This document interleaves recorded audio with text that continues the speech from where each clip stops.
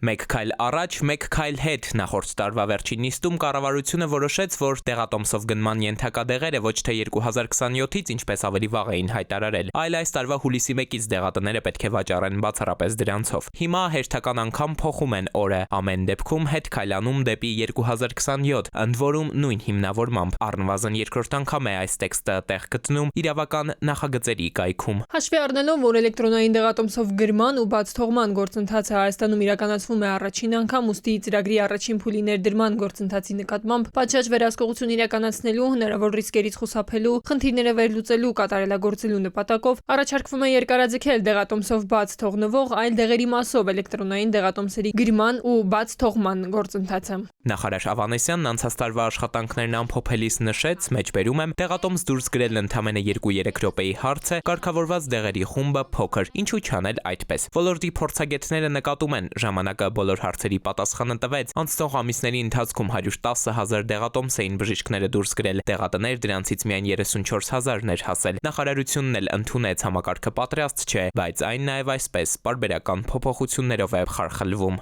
Յուրաքանչյուր փոփոխություն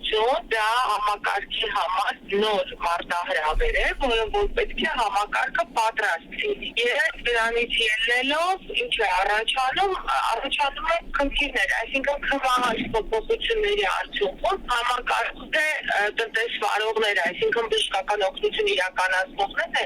խնդիրներ ունելու։ Դա հենց անհատ բժիշկները։ Փորձագետները նաև պնդում են, որ էլեկտրոնային դեղատոմսերի ծրագիրը մինչև 2027 թվականը հետաձգելով նախարարությունն ըստ էության նաև պատասխանում է արդեն ամիսներ շարունակ օդում կախված ի վերջո երբ կգործի համընդհանուր ապահովագրությունը հարցին, ասում են մինչև 2027-ը հույսեր չունենակ, չէ՞ որ էլեկտրոնային դեղատոմսերը համընդհանուր ապահովագրության համակարգի առանցքն են։ Էդուարդ Պողոսյան, ժամը լրատվական։